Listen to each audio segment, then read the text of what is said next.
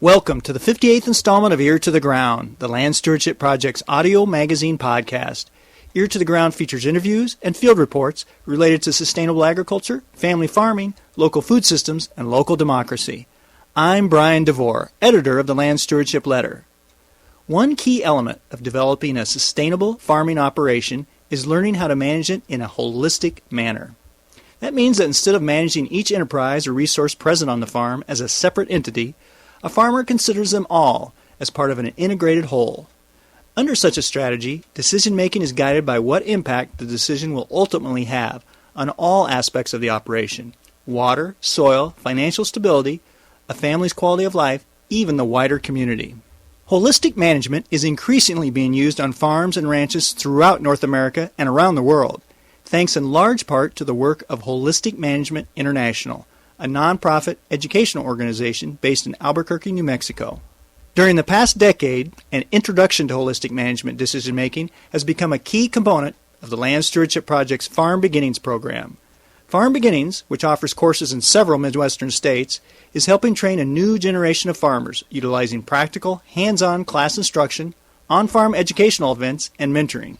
Many of Farm Beginnings class sessions are led by farmers who are utilizing holistic management on their own operations. One of those holistically trained farmer instructors is Audrey Arner. Along with her husband Richard Handine, Arner operates a grass-based beef operation in western Minnesota, near the upper reaches of the Minnesota River. Over the years, they've used the principles of holistic management to transition a farm that was reliant on annual crops like corn and soybeans into an operation that is based on perennial plant systems such as grass and wine grapes. Arner and Handine feel this type of system is better for the land as well as their own quality of life and financial stability.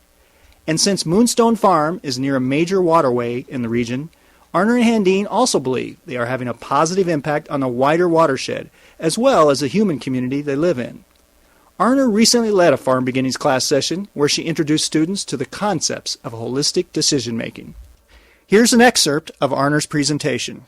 We're going to start out just telling you a little more about what got us to being here today, because I think all of our personal stories interweave in the way that builds community and builds our knowledge base and makes it so that we can continue to learn as long as we are able to keep learning from one another and from each other's experiences. But I think that what we bring is a little different than what you learn in a standard farm management course or what's available at this point within university or tech college structures.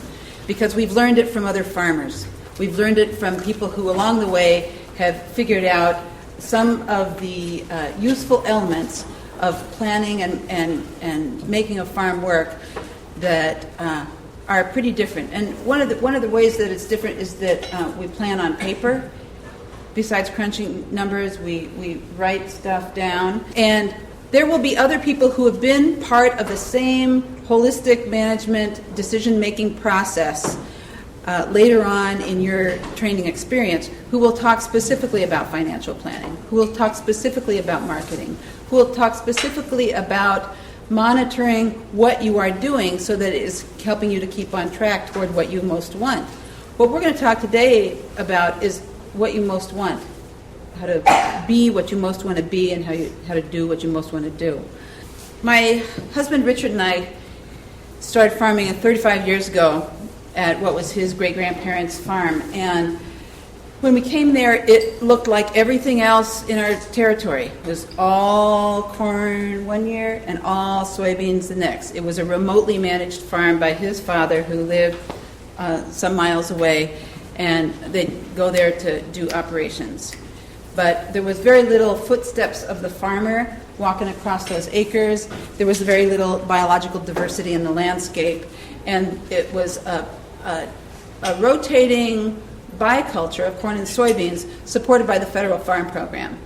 And those of you who have farm backgrounds know that that's the system that's reinforced in the federal farm program, which will pay you more if you grow more corn, soybeans, wheat, rice, or cotton in the United States. So to do anything else takes some gumption. It takes some planning. It takes some resonance with talking with somebody else who can help reinforce your decision making, and it takes knowing where you're going. So there are a bunch of books in the library here, which I'm not going to recite from for you, but I encourage you to make good use of them. They're all the books about holistic management, including Alan Savory's classic Holistic Management. There's Holistic Resource Management. There's some real practical stuff for holistic management at home. There's holistic management within small-scale livestock production. And some of the fundamentals about what makes managing holistically different from any other way of, kind of blindly forging ahead is that we recognize that in nature, which fundamentally we are managers of natural system, that nature functions in wholes. And the word whole comes from the Greek word holos.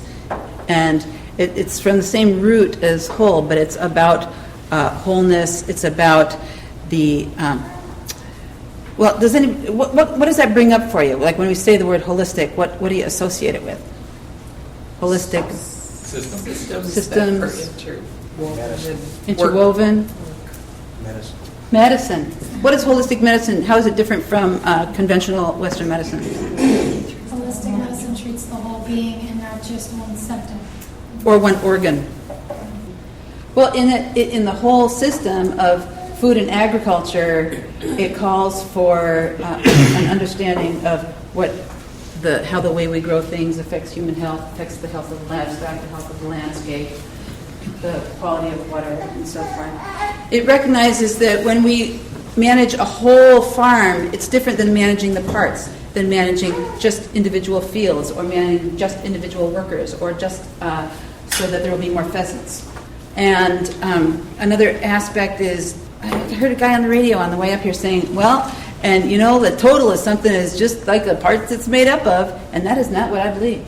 I believe that the whole is greater than the sum of the parts, because the dynamic that happens between elements of a whole, what's going on between you and me if we're managing stuff together, or what our human relationships or our relationships with other living aspects of our farm system really are. And that's worth something, and we need to pay attention to it.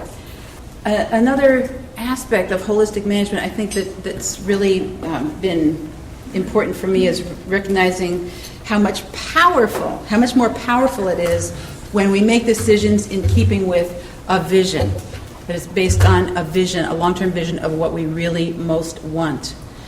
And how different that is from managing a problem and, fixing the problem, and then a vacuum is created and another problem steps in to take its place. So we're always in a series of problem solving which never ends and can be frustrating and doesn't take advantage of the synergies that happen when we say what we want in the very long term.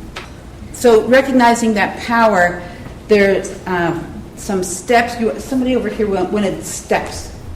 Was it? Steps. Yeah, this table. And there are many elements of managing a farm, and understanding decision-making process is a step. Within understanding the decision-making process that we're advocating, that we're encouraging you to take a look at because it's worthwhile for us, is also contained in that is a number of steps. So in managing holistically, the first step is identifying the whole under management. That's really about identifying your resources. You can look at, I'm not going to read this green sheet to you, this great green sheet that introduces you to holistic management. I want you to make sure you read it as soon as possible at the conclusion of this class so that it reinforces some of what we're saying. There are lots of ways that people have talked about the steps to manage holistically. There's a Center for Holistic Management in New Mexico, which has made this sheet. It's a nice rainbow. It talks about the different components. We aren't going to be talking about all of them in this class, and we're only talking today about the blue whole under management and holistic goal.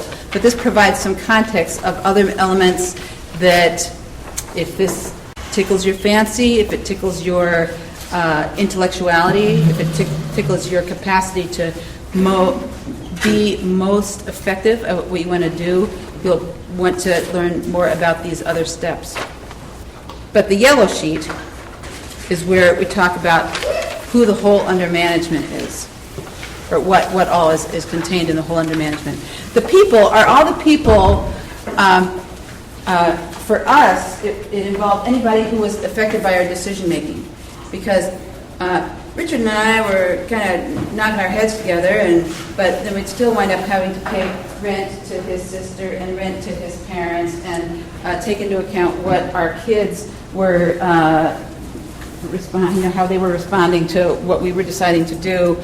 After being vegetarian for 20 years, my daughter came home and she cut her teeth on being a vegetarian, and she came home and there was a cattle herd, and she just went like, what?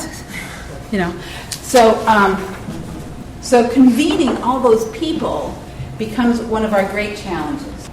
And there are some pretty complex wholes of under management in this room, which include a contingent of people who are not necessarily related to each other, some people who have ultimate decision-making authority over people who are actually doing the work, and so on and so on.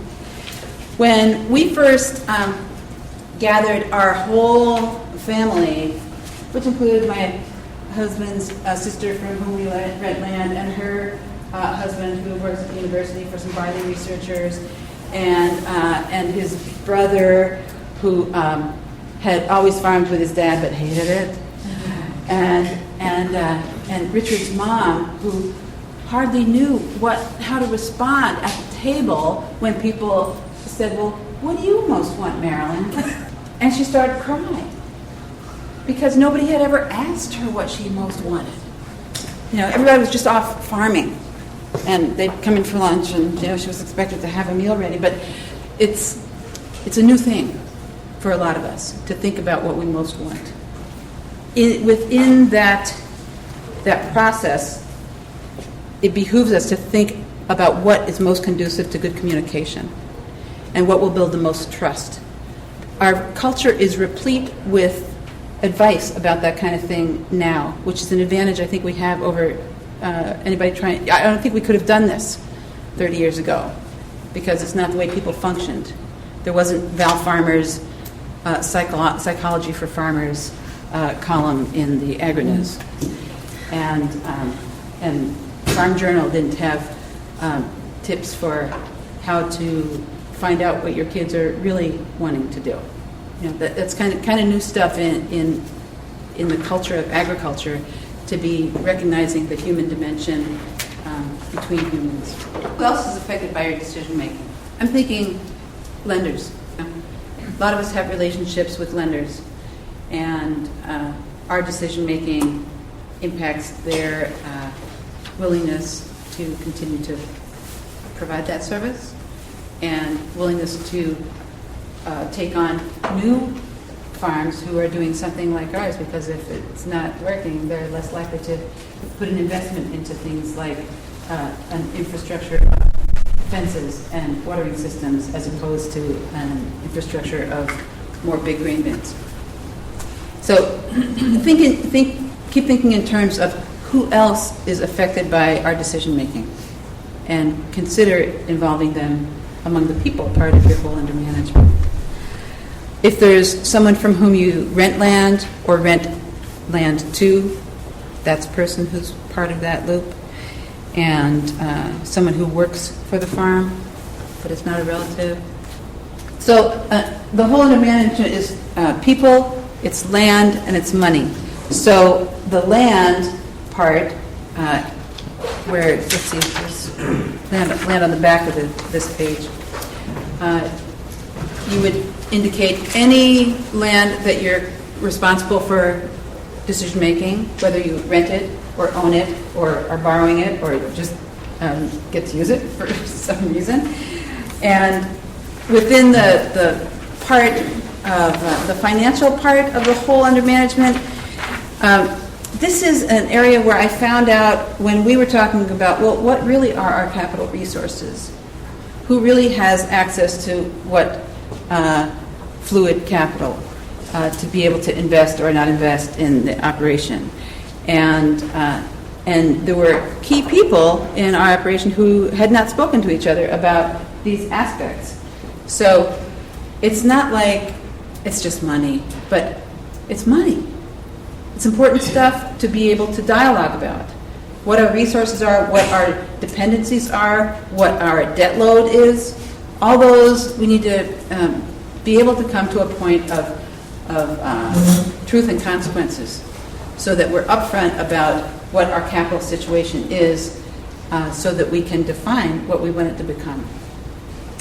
So this includes assets such as livestock, equipment, who owns what they bring to the whole under management, any debts that include loans or any other committed payments you have. So I would like to take a few minutes and fill in some of this yellow page. The last aspect, once you take a look at the whole that's currently under management, or is there somebody who's not landed right now, who does not have access to land? Maybe you can write in aspects of these if it's the land base of your future. Okay? But reasons for change, you want to identify any personal or logistic or land-based or financial problems that exist now that would precipitate a reason for change. Something needs to change because of these things. So just write. And this is a non-computer, visceral, feel the pen on the page kind of experience. For your purposes of better identifying what is being managed, because you cannot separate understanding that nature and the world functions in wholes, that the world that is your farm, the humans, are inextricably related from the financial resources and the natural resources. That's what we're in the business of.